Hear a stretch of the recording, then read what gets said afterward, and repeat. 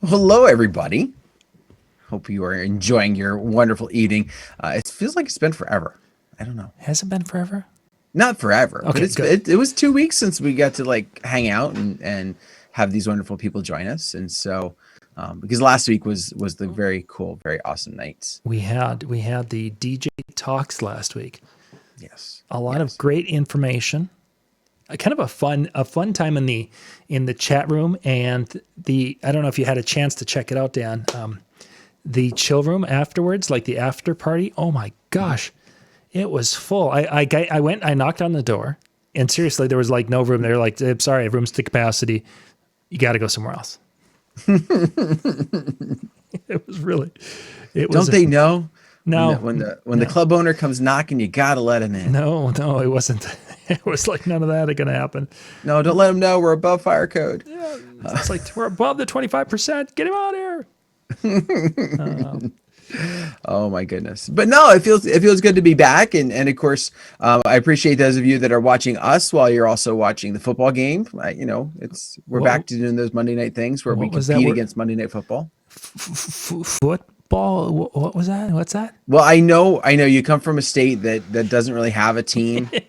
Not this You year. know, not Not this year, this but year. or ever. But with that being said, there are other states and other areas that have a team, Yeah, I and they're playing suppose. tonight.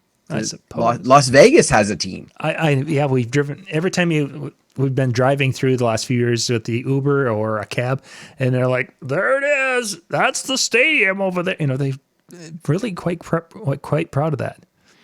So, and It looked obviously, fancy on the TV for a little bit. it is. It looks. It's very impressive. The part that you keep hearing, or we were hearing from, and for those of you who are down there more, you know more about this than I have, sure, by far.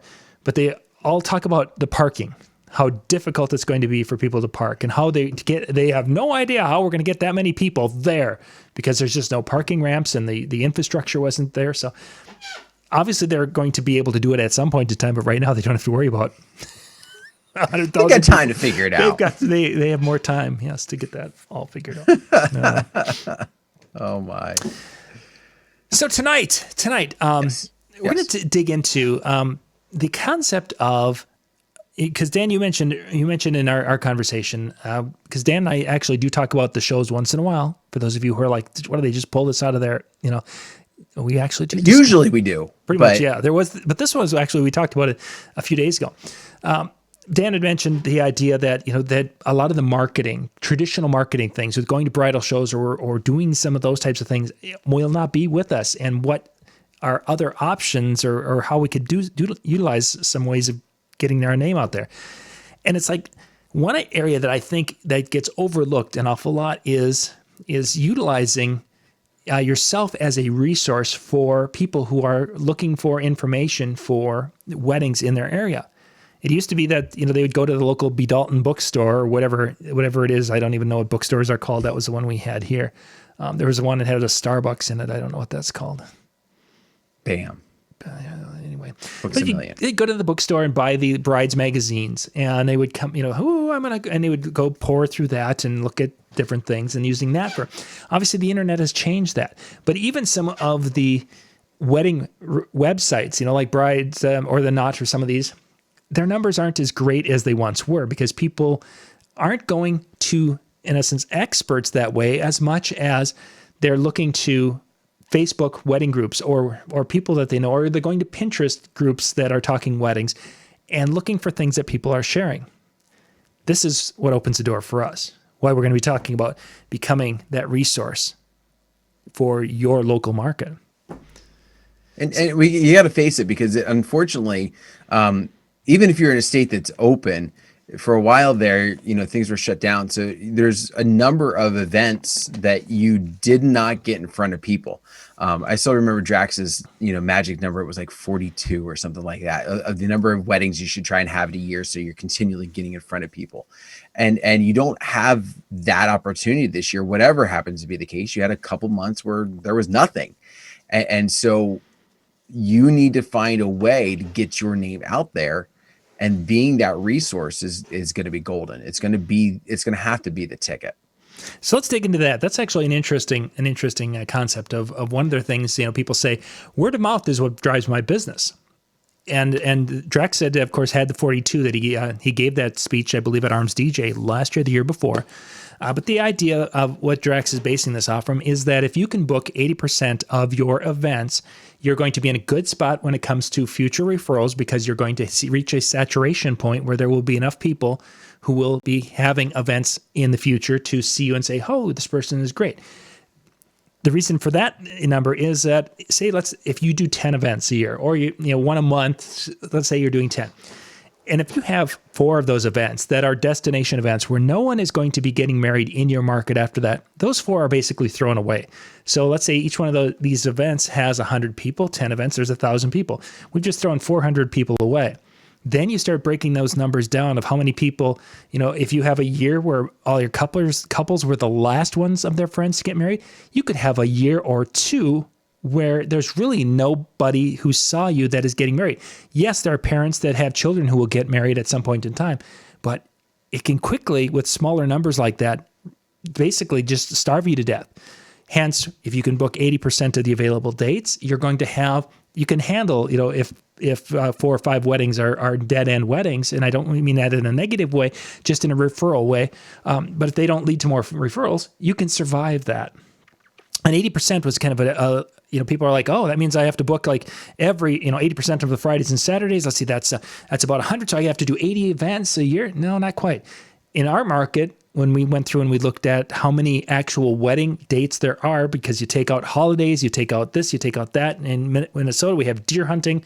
You take these things out, and we only have like 22 Saturdays that were our prime Saturdays that a person could book. So if I'm doing 15 to 20 weddings, I'm doing really, Saturdays, I'm doing really, really quite well. Fridays are not a big thing, but there's a few Fridays that do book. So when it boiled down, 80% for me was about 25 to 30 shows a year. That's how it works out here. And it might be a little bit different where you are, Dan.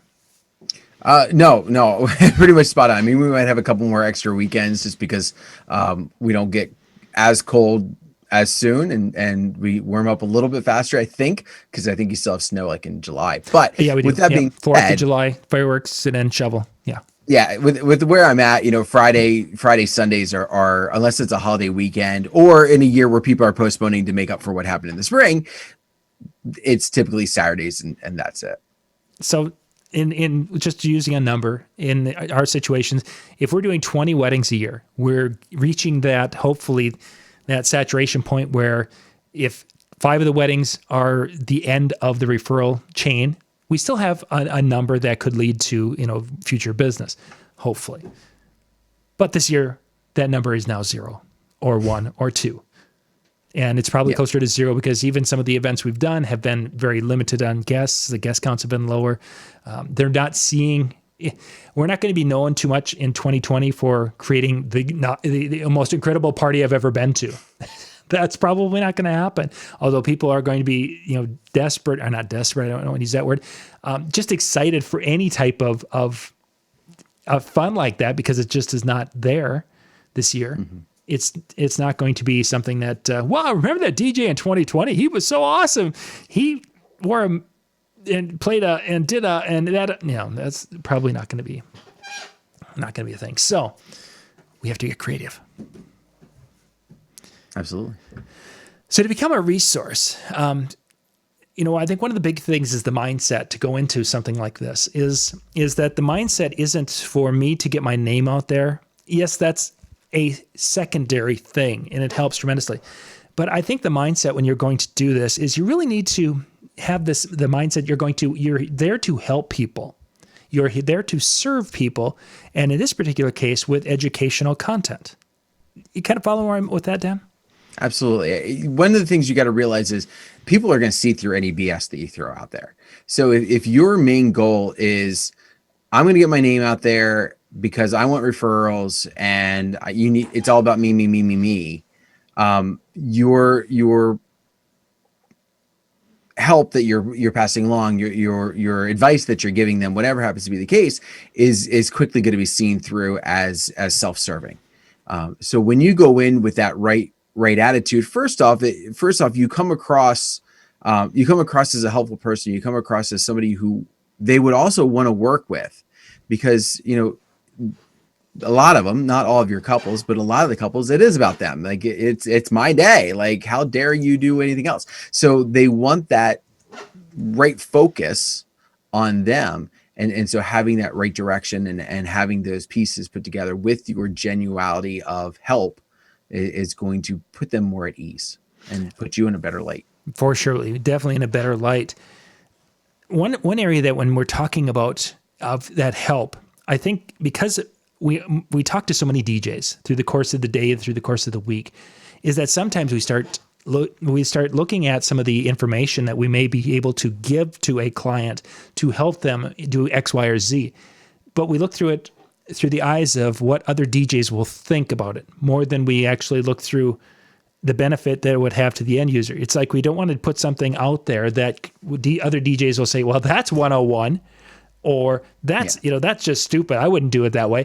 That letting that little voice in a crowd over here dictate something that that would basically hinder your ability to help, because now you're judging this information for a different audience based on this audience, if you follow me. Mm-hmm. Well, and just think about this. I mean, I unfortunately I've seen some friends of mine post some stuff on Facebook, their personal Facebook page, not asking for advice, throwing something out, some video that may be a clip or whatever that they've done, and people because they're friends with other DJs start making comments on it, and it turns into a very negative light. And they're like, it's almost like, they were sharing it. They knew it wasn't like the best all video clip. They weren't coming across that way. They were just sharing something and just totally eaten alive. So I think in a lot of ways, that's where, and I'm assuming we're going to get this, but you mentioned the Pinterest and the Facebook groups and stuff like that, where people are turning, sharing it in the right venue, sharing it in the right avenue to where you are being helpful and you're adding it in an area where they're seeking advice, I think reduces the potential opportunity where your friends are going to jump on it because it's your Facebook page and they feel like they can say whatever they want. Mm-hmm. Yeah. And I think that, unfortunately, in this day and age with our personal Facebook pages and the way they can be jumped on, or, opinions and whether it's a political thing or something going on with the current events, it can get ugly quick. And that's really to put something there. And this is something that we talked about. You talk about, don't talk about religion and politics and different things. That still holds true, unfortunately, today on our Facebook pages. I've got a few friends here today that I know are out there, and they're changing their career to a point, or they're pivoting, and they're going to a different direction. And they've been promoting some of the things that they're doing on their Facebook page, which I don't have a problem with, because there's people so they're promoting a different business, and then they turn around and then they put up some political post that's basically going to alienate half of the audience. And it's like, you can't do things like that. So even though you may not post any of your tips or sharing that on your Facebook page, you still got to keep that fairly clean, because you will have people who are going to link back and go and check you out on your Facebook page. So, or screenshot you or whatever. Yeah. There's all sorts of negatives there. So just keep your Facebook, as politically neutral and as upbeat and positive and fun or funny as you, but yeah, more of a professional, so much better. Let's kind of talk about some of the kind of things that people, couples, that we've worked with over the years. There's some things that we've seen that, gosh, if they would have known this or known that, some of those areas in which that knowledge that we have could help them. What are some of those areas that you've seen that, geez, a tip or two in this vicinity would be helpful to potential clients? Wait, say that again?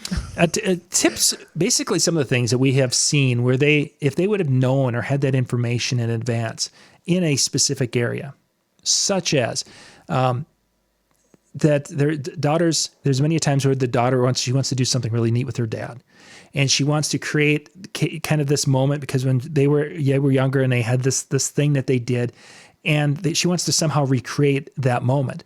And if she would have known that of doing voiceovers, she could do a voiceover and record it in advance, and that could be played over the song, and the song could be edited so there was her voiceover over the beginning and then getting into the dance. And there's little things like that if brides knew that capability was there at a high level, that would be like, oh my gosh, that's an awesome idea. There's got to be things that you've run across that have been like, yeah, you just took mine. No, I'm just kidding. No, I would say, one of the things that I've often done at a couple of bridal shows, I've been very fortunate that they've had this idea of allowing the DJ to kind of share, or not the DJ, any vendor that really wants to get up there and share ideas that they've had. And one of them that I've talked about a couple different times has been personalized introductions. This was something, and I apologize to whoever it was that actually shared this idea with me. I feel like it was a Peter Mary thing, but where it's called introductions, and yet you aren't introducing them. All you're doing is saying your name, and so it's not bringing anybody into the fold. And so one of the things that I love to share with my couples when I get them in front of me, and would love to do this more, is let's think of a way that maybe we can help everybody know who these people are. These people are up there standing on your behalf, and some people are going to know them because they're friends of yours and they're friends of theirs. Mm-hmm. But beyond that, nobody really knows. And so I like to encourage my couples to, let's tell me something about them. Think of a funny quirk that they have. And let's work that into their introduction. So I've got one coming up here. Actually, it's the next wedding I have. It's in the middle of October, and that's what we're doing for their introductions. We're not doing the guy and girl type of thing, pairing up and walking in, so and so escorting so and so. We're doing one at a time, guy then girl, or girl then guy, the whole way through. But it's like, this guy, they've been friends since kindergarten, and he's never answered his phone. In fact, we're still shocked that he answered the phone when so and so called him to be in his wedding. Mm-hmm. Mr. Joe Bun. Yeah, just throwing Joe a little bone there. But no. So that's the idea. So, I mean, just having some fun with it, encouraging them to kind of do it.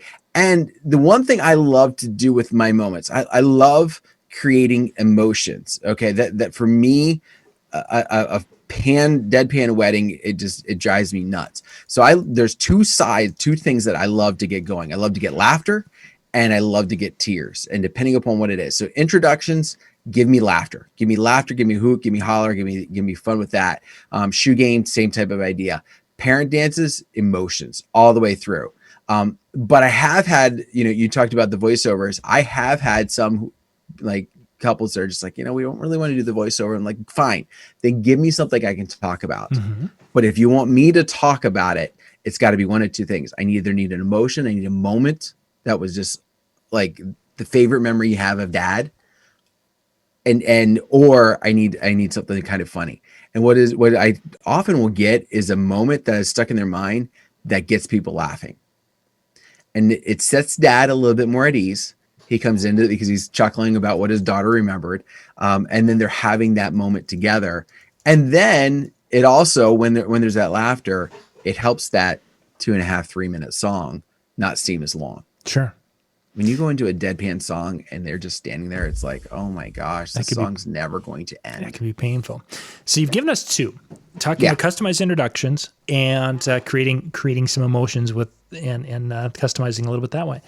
So you've got these topics, and every one of you out there has some areas in which that couples, either there are things that you work on or you're featured, or you've seen over the years that these are areas in which people could do more or what have you.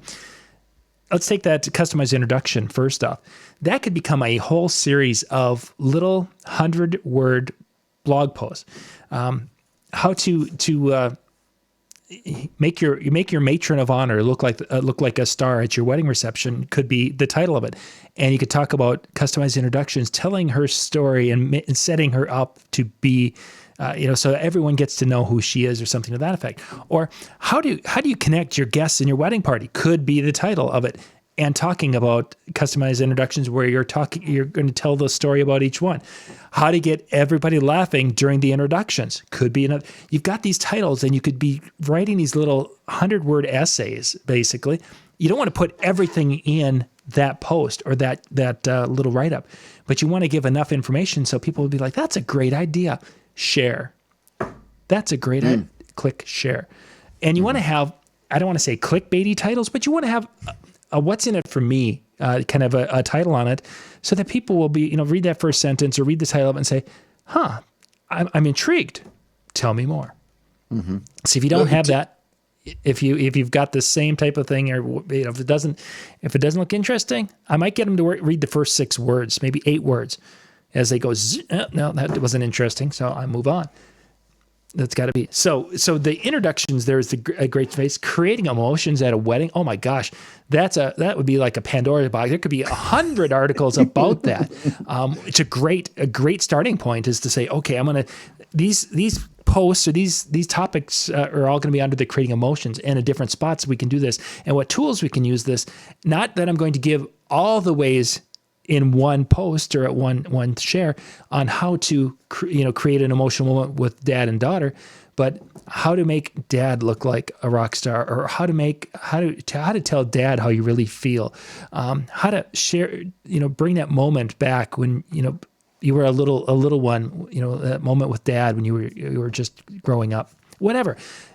As you start to break these things down into their little parts, and you can tell those stories in that 100-word essay type of thing, 150 words. You wouldn't want to go much beyond that, but you're going to be able to start to paint a picture with these little things, but just a sliver of a picture, but it's just enough where people will be like, this is interesting. And ideally and hopefully they will then click back after it's been shared where they see it. They click back and will maybe go back to your Facebook page where you have all of these tips and all of these different things, and they can go and do some loose reading. That's kind of how you can utilize that information. Keep in mind, there's 2 things that you've got to really hone in when you're doing these blog posts. First off, you've got to get it out of your head that if I share this, some other DJ in my market is going to see it and steal it and do it. Because if another DJ wanted to steal it, they can. Yep. They don't need your blog post to be able to figure out how to do it. Maybe they'll figure out that you're doing it and suddenly, I've got to do it so I don't get behind, but nobody's going to do it like you. And if you're the one who's sharing the blog post and it gets shared, you're the person who gets known for doing it. Think about the idea that let's assume for a second, this gets shared. It gets shared among 10 people. All right. It gets seen by, then as a result, let's say it's 200 people. Okay. 200 potential people who are now kind of grasping that you do something versus the people who were at the wedding who saw you do it and then talk about it. There is that word of mouth, and the talking about it is going to be, is going to stand out. But when they see it and they can click it and they can share it, they don't have to have been there to have an understanding of what's going on. And now you're represented as the originator, even if you didn't come up with it yourself. You're determined as the originator versus somebody in your market who maybe decides to quote unquote steal it. The second thing is, if you can have a picture to that, you need to. I like the idea of the blog post a little bit more than the videos. I know we're a video society and we absorb so much in videos and everything like that, but when you look at statistics of where brides are looking a lot of times for their stuff, it's at work. Mm-hmm. So they're probably not watching videos with sound. They might watch videos to hear it or to see it, but not necessarily with sound. So if you can get in with your photographer, hey, by the way, I saw you took a picture while we were doing this. If you're cool with it, can you please share it with me? I'll give you photo credit. I think it would be perfect for this blog post I want to put up. And again, then they're loving it because now your story is getting shared with their picture. Mm-hmm. So again, make sure if you can get a picture that you're taking advantage of that 100% because it's going to catch eyes so much faster that way too. For sure. Yeah. I think the idea of having the picture or video, a 15-second clip that just shows just enough that you can refer to and say, hey, watch the video and see this little piece. Audio. It's a great point there that they're watching it at work or looking at it, even at home when they're they're working from home, and if they've got, say, the spouse is, yeah, if they're all by themselves, they don't care if audio pops up and goes. But for many situations, they might prefer to read because, well, maybe I don't have my earbuds in, my computer's hooked up, whatever. Text, I think, is moving back into a more mainstream area where people want to read the articles. A lot of our sporting reporting that we're seeing for a while there, about a year and a half ago, there was it was a title and video, and there was nothing for content. And ESPN and others are finding out that, well, people want to kind of read a little bit more about the story, enough to entice them to go back and watch the video, because the video is where they're going to make their money off the ad. So if they don't have text to entice you to read it or to watch it, people are like, I guess I'll just read about, Tom Brady's, latest kitten somewhere else, because Tom Brady likes kitties. And of course, text helps SEO if you're putting it on your website. So that's sure. another thing to throw in there as well. So let's kind of look Facebook groups. People talk about Facebook not being very popular and it's not being utilized as much, and there's a level of truth to that. But there's some things in some areas that it still does well. And one area is when people are looking, they're researching information, and I think specifically in that wedding area, it's maybe underappreciated or underrated when it comes to how brides are using it to go find information, whether it's to look at vendors' Facebook pages, or more importantly, like every city over the population of 10,000 has a Facebook group, it seems now, or wedding group, Coon Rapids, wedding, whatever it is. It's like you type in the town and wedding into Facebook, and you're probably going to find a Facebook group that's there, or it's in a neighboring town. They're like everywhere. Everywhere. Absolutely. Yeah. I mean, and I would say that, a lot of the tips that we're having, works well for Instagram too. I mean, keep in mind the 100, if you go to the 150 words blog post or something like that, you're keeping it short, you're keeping it to the point and getting in. And of course the picture is going to grab attention. I've seen some of my photographer friends do excellent with this. Just like I've seen their Instagram, like followers and stuff just blow up because of this idea. And they're just sharing pictures. They're using some of the blog posts, but it's mainly the picture idea. So, if you're sharing legitimate ideas and it's not self-serving, it is, because you're doing the good job and it's going to come back to you, but it's not self-serving in its post. It's going to be shared, and using the groups, I think is a great idea. A lot of times you've got to be careful with the groups, though, I feel, depending upon the ones that you get into, because what I've noticed happens in some of the wedding groups, it often gets viewed as, well, can anybody recommend a DJ? That's the post you see, or insert vendor here. And what ends up resulting is 30 to 50 different companies getting promoted that, seriously, when I've looked through the list, I'm like, I don't know half of them. Yeah, precisely. And they're supposed to be right in the same town I am. So obviously there are people that are getting work, but they're not standing out enough that obviously they're making an impact. So you've got to be careful not to get yourself drawn into that flea market, for lack of better terms. Yeah. I don't want to give it quite, horrible connotations there, but just the idea where there's a dime a dozen for everybody, but rather using it to share those ideas, to share that message, so that also when your name gets thrown out, if it gets thrown out into one of those posts, oh yeah, I remember that guy. He did this. Wasn't he the one that posted about this idea that was above? And so suddenly now your name has a little bit more substance to it. And I think that's a big reason why putting the helping posts out there, as opposed to, hey, check out my new DJ lights type of posts. I think there's going to be two very, very different types of posts. And there's those DJs out there. We've seen them in the Facebook groups, the wedding groups. I think right now I'm in 6 different ones here in central Minnesota. And again, I'm not in a huge population center whatsoever, but these groups are out there. You see DJs who are posting out there and saying, hey, check out my new fogger that'll put fog all the way across the dance floor. It's awesome. Well, good.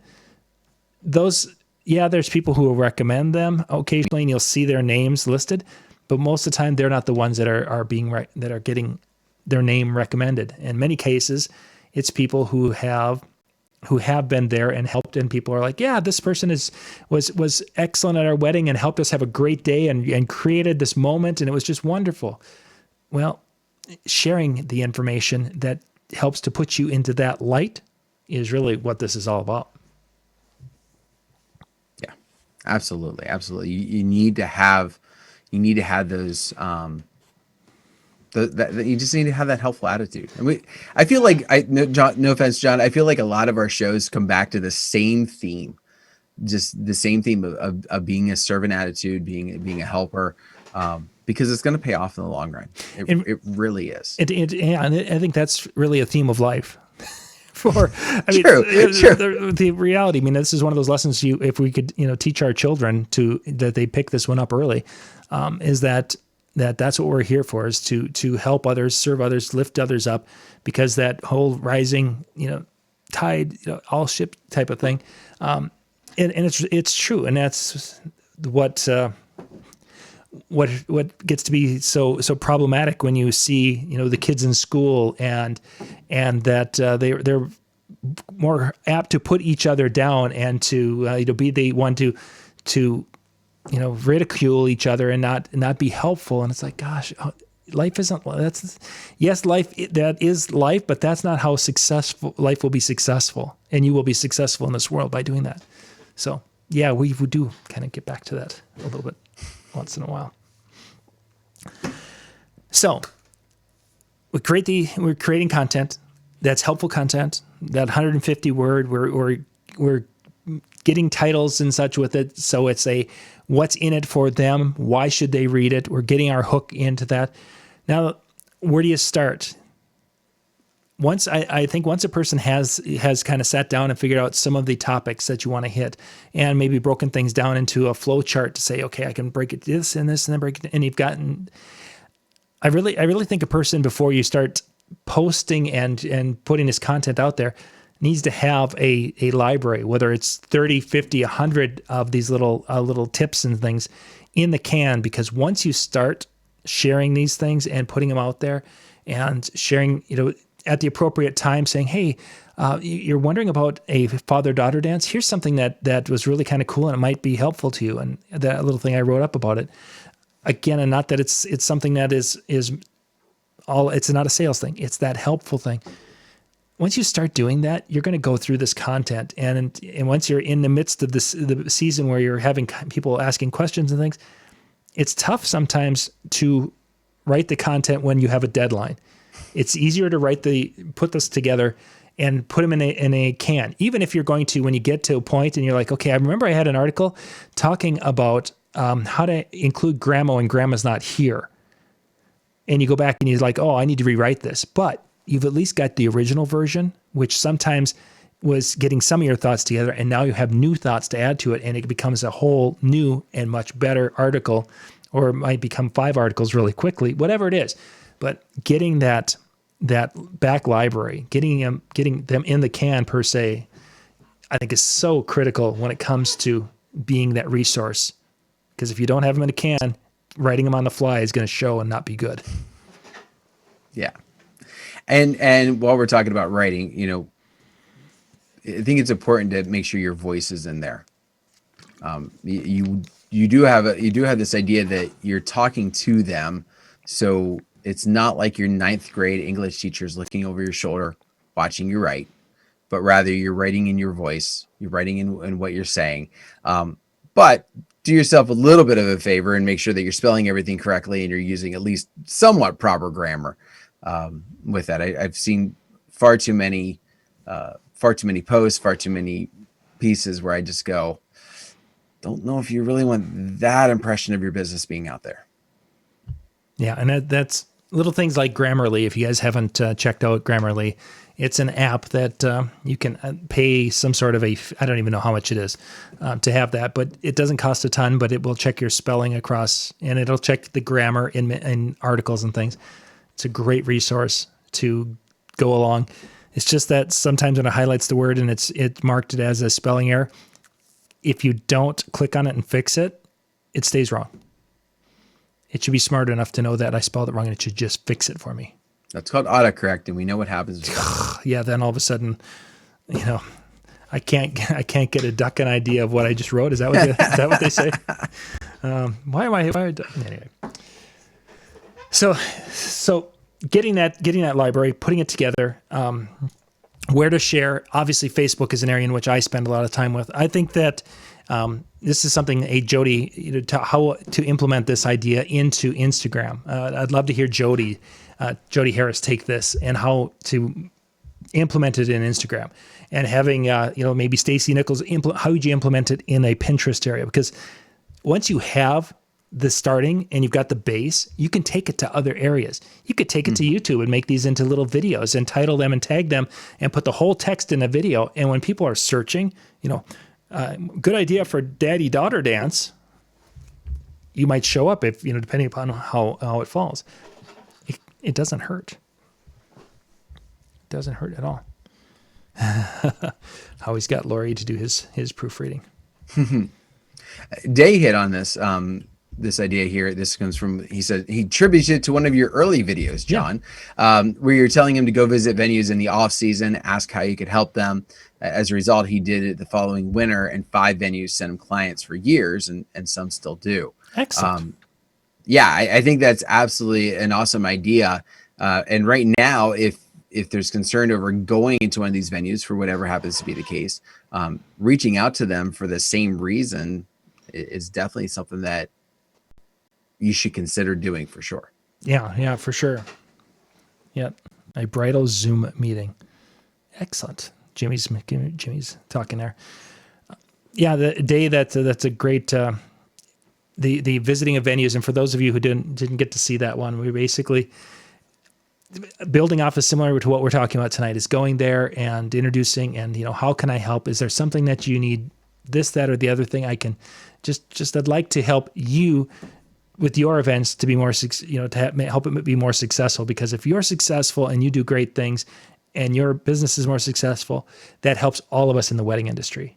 And you go in there with that type of an attitude, and generally venues and different wedding professionals will be like, you know what, that's cool. Let's see what we can do. And that's, that kind of a thing that Day did in the off season when we have some time, because sometimes they have a corporate event. They get a corporate client who comes in and they need a half an hour of music on a Tuesday afternoon because their speeches stop and they're going to be bringing dinner in, and there's a half an hour of downtime, and they want to have something in there so it's just not crickets or music coming over the house system, which isn't very good. There's little opportunities to get on their good side. So, and if you take their ideas or take their problems and you throw your ideas into it, there's a blog post for you to push out and potentially catch the eye of other venues who have had the same potential issues. For sure. Because you're not the only one who's going to be jumping into these wedding groups. Exactly. Yes. Venues have the same idea. Now their ideas might be for self-serving, but they're going to pay attention to what's being posted as well. And I think that's a great direction to take this is not only are we sharing our information, but I think the venue information and venue situations where maybe they had a unique wedding over Valentine's and the bride and groom had these beautiful hearts, and sharing a post from a venue and saying, hey, did you guys see this? The Radisson had this beautiful Valentine's wedding, and oh my gosh, check that head table out. That is absolutely fabulous. I can't believe how awesome it looks. Share. Now you've got people who are like, wow, that's kind of a third person positive, the statement on that. So we're hearing a testimonial from a third person, that source. And then it's also the venue's like, whoa, who is this person who just shared our thing? Because let's face it, you can hover over the share and I can see who shared this post right here, unless it's not a public share. It can happen. So don't be afraid to not only share your stuff, but share other people's stuff, especially if it's applicable, because that's going to come back to you down the road tremendously. Definitely want to help out. Okay. Excellent. So yeah, I think that kind of wraps our thing up here a little bit. use this time when we're kind of down, we're getting into that, in essence, off season. For some of us, it's happened a lot earlier this year. It happened back in February. But, utilize this time and start putting together those, even if it's just a list of topics, and brainstorming those and putting, getting things down on paper. And then you can develop that, start writing things down. Maybe your first one becomes a 5,000 word essay, and then you break it down and you break it down and you keep breaking it down until it becomes these little, don't break things down into like a minute with Randy Bartlett where it becomes 7 minutes. It's got to stay a minute with Randy Bartlett, a real minute with Randy Bartlett. But this is the time to utilize those things and become that resource in your market. So people will, when that time comes and they're looking for someone, be looking your way, hopefully. Yeah. And face it, unless some things clear up for some of your areas, bridal shows, things like that are not going to be happening. Or, some places are going to maybe be a little bit more gun shy to have bridal shows. So as a result, how do you get in front of them? How do you make that statement? Take the time that you'd be investing, if for lack of better terms, preparing for that bridal show, and get more of these library of your posts ready to go. Mm-hmm. I like that library. Yeah. I have a library of posts over here. Let me just go back to the library and I'll find some information for you. Yeah, so this is written. Makes it sound pretty high end there. Okay, so coming up tomorrow night. Yeah. We've actually got a couple. There's the trend we're seeing out on many venues and such, or many situations, is people are moving outdoors, whether it's in a pavilion, under a tent, what have you. There's things we can do outdoors with effects and lighting and different things that we can't do indoors. So tomorrow night, I'm going to have Ben Stowe basically give us some ideas on things we can do outdoors that would be really, really cool that we couldn't do indoors. So as we're getting ready and looking at next year and things we want to be kind of creative and have some fun with, he's got some ideas of some tools we can use in maybe a little different way for weddings going there. And we're also going to talk a little bit about the upcoming with the Halloween and what kind of things would be fun to do. Granted, trick-or-treating is going to be different, but still having something cool outside for people as they drive by is always kind of a neat thing. So that'll be tomorrow night's show. Then with Jay and Brian, we're going to talk about we have our contracts, and we have the people who are listed on our contracts, whether it's a bride and groom or mother of the bride, or whoever it is. Sometimes there's a difference between who signed the contract and who's in charge of making decisions. And that's something we're going to dig into tomorrow night, is how do you handle those situations where those two things don't jive and we have problems. So your contract and who's in charge. We're going to dig into that with our second show tomorrow night. Nice. So I got to wonder, though, is one of the things that Ben's going to talk about a heater? Well, up here, and Ben is pretty, he's pretty hardy. So by October 30th, 31st, it's like, I don't know what, maybe 20. That's where he finally puts on like pants. Yeah, I was going to say it's like 25 degrees up in Bemidji. So yeah, if he might have the, the longer, the below the knee shorts instead of the above the knee shorts.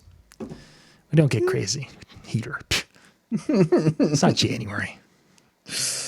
Oh, you guys don't even use it in January. What are you talking about? Yeah, exactly. Oh my goodness. Well, definitely sounds like some great things are coming up. Wednesday? Wednesday, MJ's moved his music and mixing to a half an hour show on Wednesday nights. So he's doing shorter topics. I don't know if I've seen his topic for this week, but Wednesday night, MJ is back with his live show on Wednesday night. Very cool. Awesome. Well, thank you very much for everybody for taking the time to tune in tonight. If you didn't take some notes or some gold nuggets out of this, well, just shame on you. But thank you very much for taking your time. We'll be back next Monday night. John and I'll talk about it at some point. Enjoy yourself. Good night. Good night, everybody.